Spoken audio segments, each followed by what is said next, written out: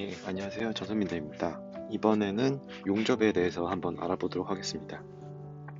용접이라 하면은 좀 흔하게 알다시피 그 용접봉을 이용해가지고 두 물체를, 금속 물체가 보통 되겠죠? 강력하게 접합을 하는 것입니다.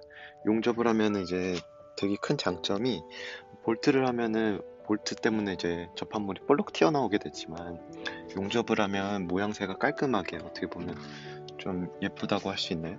그렇게 접합이 되는 장점이 있는 대신에 용접은 기술자가 필요하고 용접 검사가 필요하다는 점에서 좀 또 단점을 가지고 있습니다. 그리고 또 가장 큰 강점은 용접이 매우 강력한 접합이라는 것입니다. 같이 한번 살펴볼게요. 용접 접합에 대한 내용은 여기 지금 보시는 것처럼 제가 책에서 강구수사학회 책에서 갖고 온 내용은 그냥 여기 써봤습니다. 내용은 이렇고요. 그리고 용접의 종류를 보시면은 크게 용접의 종류는 용접과 압접으로 나뉘고 우리는 그 중에서도 보통 아크 용접을 많이 사용하고요. 현장에서는 CO2 많이 쓰고 공장에서는 서브머지 아크 용접이라든지 스터드 용접은 이제 현장에서 많이 씁니다. 그리고 피복 아크 용접도 많이 하고요. 이런 용접이 있다 정도만 아시면 될 것 같아요. 이걸 막 자세하게 외우실 필요는 없고 종류는 한번 보시고 좀 이름을 익숙하게 하신 다음에 책을 보면서 또 한번 보면 내용을 어느 정도 머릿속에 이제 그려질 거예요. 우선 제일 많이 쓰는 저희 건축에서 제일 많이 쓰는 거 몇 개만 같이 알아볼게요. 피복 아크 용접이라고 해서 그 용접봉을 실리드 메탈이라고 되어 있는데 피복을 합니다. 그래갖고 이 피복된 용접봉을 가지고 두 재료를 접합하는 용접이 있어요. 수동 용접에서 이제 가장 흔하게 사용하는 용접이고요. 품질도 나쁘지 않습니다. 뭐 사람에 따라 틀리겠지만. 그리고 서브머지드 아크 용접은 그 조그만한 그 동글동글한 플럭스를 용접 파이프에 쫙 뿌려놓고 용접봉을 넣은 다음에 용접을 하는 겁니다. 보통 이제 공장에서 많이 쓰고 현장에서 잘 사용하지 않습니다. 저도 잘 안 쓰는 걸로 알고 있고요. 이런 것들은 네이버에서 검색해 보시면은 쉽게 어떻게 하는 건지 그리고 실제 이런 거구나 쉽게 알 수 있습니다. 그리고 이제 가스실드 용접은 이거는 이제 좀 현장에서도 많이 쓰는데 반자동 용접으로 이제 운봉은 우리가 직접 그러니까 용접 작업하시는 아저씨들이 해야 되는데 뭐라고 하죠? 용접 그 봉이 자동으로 나오는 거예요. 그러면서 가스도 자동으로 나오거든요. 그 가스가 이제 산소랑 차단해서 용접을 하는 거예요. 산소가 들어가면 품질이 떨어지거든요. 그리고 이제 아주 두꺼운 후판을 용접할 때 쓰는 건데 일렉트로 슬래그 용접이라고 저는 이걸 이제 하는 건 못 봤고 여기 책에서만 봤습니다. 보시면은 전류의 저항을 이용해서 용접하는 방법이라고 되어 있는데 대충 그냥 이 정도만 알면 될 것 같아요. 전류의 저항을 이용해서 용접하는 것이라는 거. 그리고 스터드 용접, 우리 철거공사에서 정말 많이 쓰는 건데요. 그 스터드 볼트를 뭐 플랜지가 됐든 외부가 됐든 보통 이제 플랜지에 용접을 많이 하죠. 이렇게 용접을 하는 스터드 용접이 있습니다. 스터드 용접은 어떻게 하냐면 스터드 건으로 딱 그 용접 파이프를 갖다 대고 그 총 쏘듯이 탕 쏘면은 스터드가 이렇게 딱 녹아서 갖다 붙습니다. 이것도 한번 구글에서 검색해 보시면 쉽게 알 수 있을 것 같아요. 그 용접 이음은 형태에 따라서 맞대미음, 겹치미음, 모서리음, T이음이 있고요. 형식에 따라서는 그루브 용접, 필렛 용접, 플러그 용접, 슬롯 용접 등이 있습니다. 근데 이제 보통 우리는 이제 맞댐이랑 모살 용접이라고 하는데 그 두 개를 보통 많이 씁니다. 그림을 보시면은 대충 형태는 알 수 있을 것 같아요. 그럼 이제 우선 맞댐 용접부터 볼게요. 모살 용접이랑 맞댐 용접의 가장 큰 차이는 그 개선을 친다고 합니다. 그리고 개선을 치고 용접하는 이게 가장 틀린 점이고 여기 보시면 뭐 개선 홈의 형상이라든지 용접을 할 때 필요한 액세서리들 뒷댐제라든지 엔드탭 이런 것들을 그림에 나타냈는데 이거 보시고 이런 게 있구나 대충 아시면 될 것 같습니다. 이렇게 한번 제가 말씀을 드렸으니까 책을 볼 때 두 번, 세 번 보시면 이게 익숙해질 거예요. 이런 거는 이제 뭐라고 할까 용어이기 때문에 이게 왜 그럴까 왜 있느냐를 것도 중요하지만 자꾸 봐야 됩니다. 일단은 뒷댐제는 왜 있냐면은 용접을 하다 보면 용접 그 액이 뒤로 빠지는 경우가 있거든요. 그런 것들을 잡아주려고 있고, 엔드탭을 잡아주기 위해서도 있습니다. 그리고 엔드탭은 왜 있냐면 용접을 딱 톡톡톡 때리는 용접을 시작을 하는데 그때 좀 불량이 많이 나기 때문에 그 불량 나는 제일 시작 부분과 끝 부분을 떼어내기 위해서 엔드탭을 사용합니다. 그래서 엔드탭이랑 뒷댐제가 있고요. 그 다음에 이제 필렛 용접입니다. 우리 이제 모살 용접이라고 많이 부르는데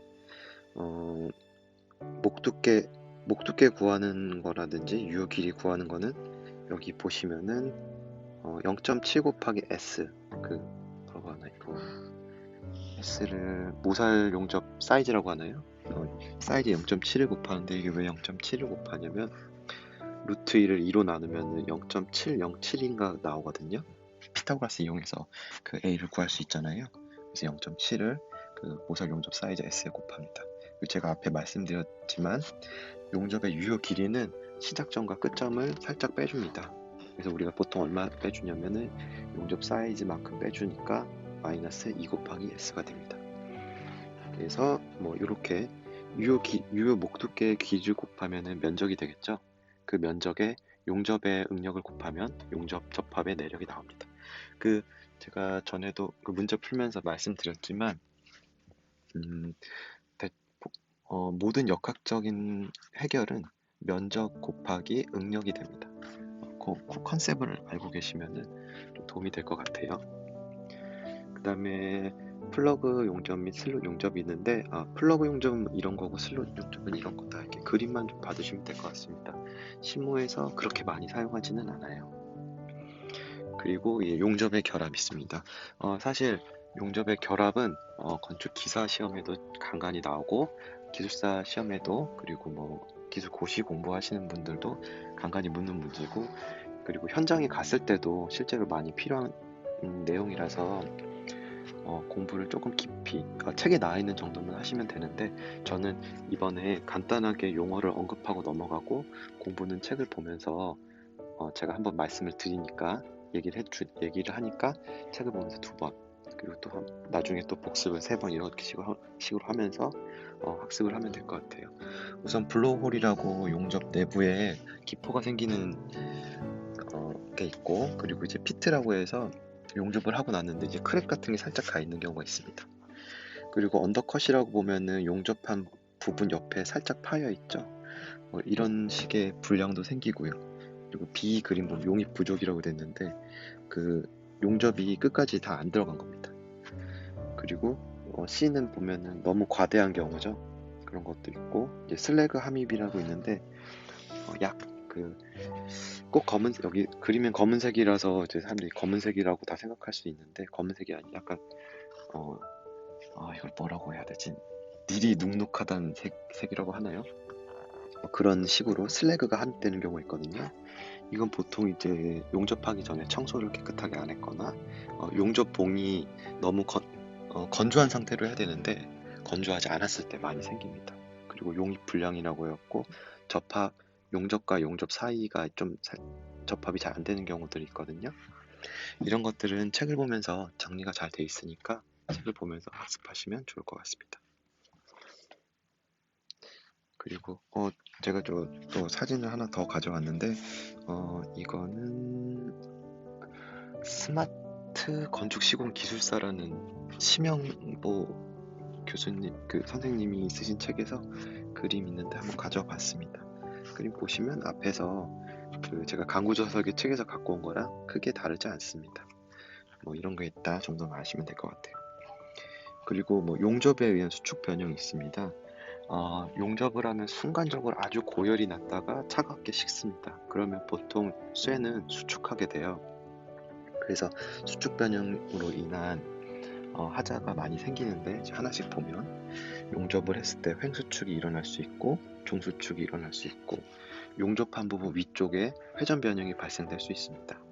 그리고 D, E, F 보듯이 다양한 형태의 수축 변형이 있습니다. 이 그림 보시면서 그냥 이런 게 있구나 하고 알고 계시면 될 것 같습니다. 그리고 이제 용접 검사인데 이 부분은 용접 검사의 종류와 간단한 내용만 알고 계시면 될 것 같아요. 같아요. 일단 자기 탐사법이라고 해가지고 자석 물체를 뿌리고 표면에 자석 물체를 뿌리고 자석을 갖다 대서 그 표면 균열을 검토하는 게 있어요. 주로 모설 용접부에 많이 쓰고요. 그리고 액체 침투 탕산법이라고 해가지고 침투 용액을 이제 뿌립니다. 보통 우리가 어떨 때 좀 많이 썼냐면 현장에서 이제 샤클이라고 해갖고 이제 고리 같은 거 걸고 뭐 크레인으로 들어 올릴 때 있어요. 그 고리 부분이 이제 가끔 균열이 가거든요. 그러면은 거기다 어떻게 하냐면은 침투액을 먼저 뿌려줘요. 그리고 그 싹 닦으면 그 침투액이 스며든 다음에 표면을 싹 닦아요. 그런 다음에 그 위에 현상액을 뿌려주면은 그 침투액이 그 색깔이 보이면서 아 여기에 크랙이 갔구나 우리가 알 수 있거든요. 되게 간단하고 쉬운 방법이에요. 그래서 이제 비철 금속도 이제 검토가 가능하고요. 그 다음에 이제 초음파 탐사법이 있는데 요거는 이제 보통 초음파니까 맞댐 용접부에서 많이 쓰고 초음파 탐사법은 장비가 가벼워가지고 요즘에 정말 많이 사용하고 있습니다. 반면에 그 다음에 설명드린 방사선 탐사법은 제가 알기로는 거의 사용을 하고 있지 않는데 그 최근에 저희 회사에서 원자력 턴키를 했는데 그거 제가 참여하면서 좀 들었는데 원자력에서는 요 방사선 탐사법을 가끔 사용한다고 하더라고요. 가끔. 아무튼 이렇게 네 가지의 검사 방법이 있고 각 검사 방법마다 이름에서 알 수 있겠지만 그 특징들을 좀 알고 계시면 될 것 같아요. 언제 쓰는지랑. 그리고 이제 용접 이음의 도시법이 있습니다. 보면 별거 없거든요. 지시선에 이제 있고 용접 기호 있고 뭐 기선 있고 꼴이 있고 이것들은 책을 보시면서 한 번씩 그 어떻게 표현하는지 보면 도움이 될 것 같습니다. 그러면 제가 맨 앞에 좀 설명 간단하게 드렸는데 용접 설계를 어떻게 하냐면은 간단합니다. 용접재 강도, 그러니까 어떤 재료의 강도에다 면적을 곱하면 됩니다. 이건 제가 예제를 풀면서 같이 한번 설명드려 볼게요. 그리고 이제 좀 설명드리고 싶은 게, 저도 이제 강구조 공부할 때 힘들었던 게 강구조 접합부 설계였는데 그 인장재, 압축재, 휨재는 반복적으로 하다 보면 쉬워요. 근데 접합부는 타입도 너무 많고 접합하는 방식도 프로젝트마다 너무 다양하고 우리 클라이언트가 원하는 것도 너무 많고 품질도 잘 안 나와서 어려운데 그래도 이제 반복해서 하다 보면은 익숙해지고 이제 그 어떤 깨달음을 얻게 되거든요. 그래서 포기하지 마시고 계속 힘들어도 좀 계속 보면서 익숙하게 만들어 두시면은 나중에는 이 부분의 마스터가 될 수 있을 것 같습니다. 여기까지 봐주셔서 감사합니다.